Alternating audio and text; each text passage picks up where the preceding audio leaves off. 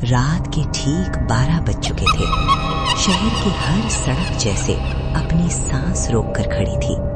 बाहर सिर्फ हवा का भारी कड़कता हुआ सा शोर और दूर कहीं कुत्तों की भौंकने की टूटी फूटी आवाजें। इसी सन्नाटे के बीच एक अकेली बाइक चल रही थी, धीमी थकी हुई रोशनी के साथ। बाइक पर बैठा था रवि, एक साधारण सा डिलीवरी बॉय जो आधी रात की शिफ्ट में काम करता था। लेकिन आज की रात उसके लिए सिर्फ एक रात नहीं, एक चेतावनी बनने वाली थी। ऐप पर एक अजीब सा ऑर्डर आया था। लोकेशन एक पुरानी बंद पड़ी कॉलोनी, जहां कोई रहता नहीं, जहां जाना कोई चाहता नहीं और जहां से लौटना हर किसी के बस की बात नहीं। बाइक की हेडलाइट जैसे जैसे आगे बढ़ती, चारों तरफ अंधेरा और भी ज्यादा घना होता जाता। पेड़ों की सूखी टहनियां ऐसे हिल रही थीं, जैसे किसी अदृश्य चीज ने उन्हें पकड़कर झकझोरा हो। कॉलोनी पहुंचना जैसे किसी दूसरी दुनिया में घुस जाना था।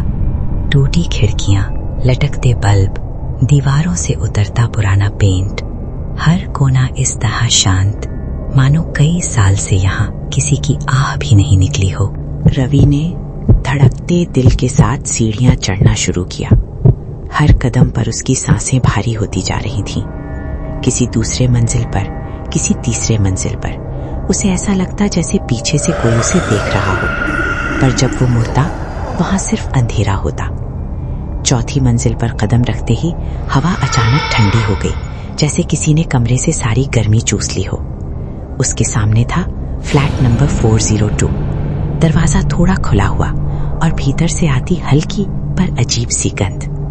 रवि ने पैकेट अंदर रखने के लिए कदम बढ़ाया। कमरा पूरी तरह अंधेरा था।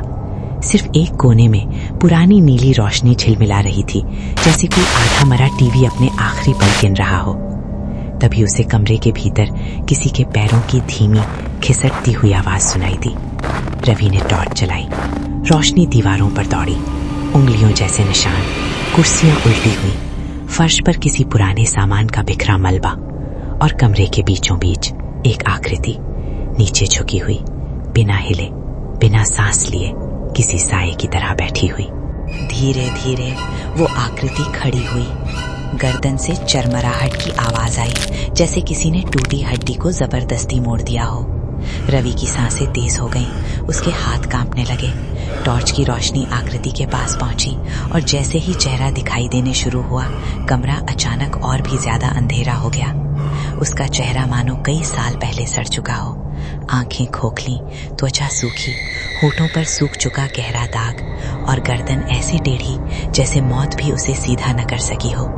वो आकृति रवि की ओर बढ़ने लगी। रवि पीछे हटना चाहता था, पर पैर जैसे जमीन में धंस गए थे।